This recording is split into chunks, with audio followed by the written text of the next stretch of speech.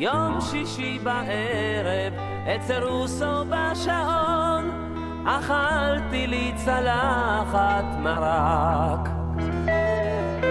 יחד איתי היו שם דובלה ושמעון, וחיים כל הזמן בדיחות זרק. על איש אחד שבא בלילה אל אשתו, תפסת מאהב בארון.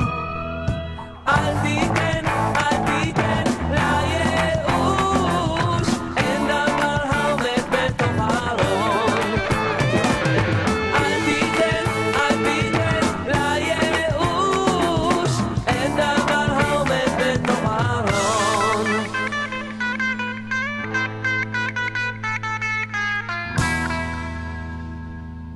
רציתי להזמין לי שיפודים על הגחל, פתאום כמו פצצה הלב שלי נפל. ראיתי אותה עומדת שם כמו מגדל בבל, כל הזיכרונות שלי הלכו לעזאזל. כשיצאתי מהשוק הסתכלתי מסביב, אך היא נעלמה כמו בלון. אל תיתן לייאוש, אין דבר העומד בפני הרצון.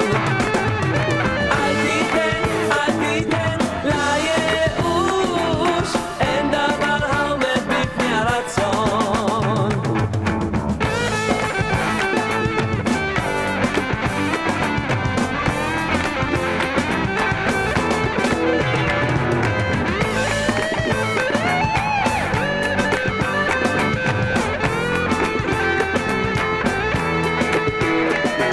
הלכתי וחיפשתי אותה ברחובות, עזבתי בשבילה את המרק.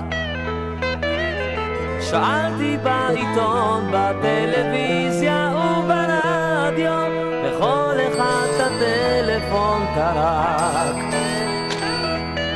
מה שלא עשיתי, כמה שלא ניסיתי, איבדתי את כל התיאבון.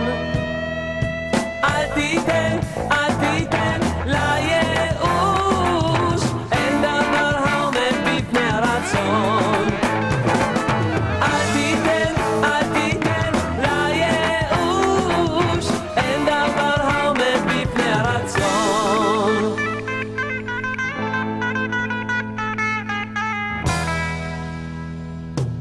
היום אני רוכב איתה צמוד על האופנוע, מראה אותה לכל החברים.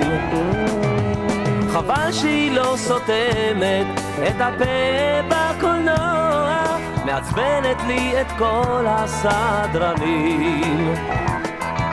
תני לי רגע שקט, תני לי מנוחה, אולי ניפרד לניסיון. אל תיתן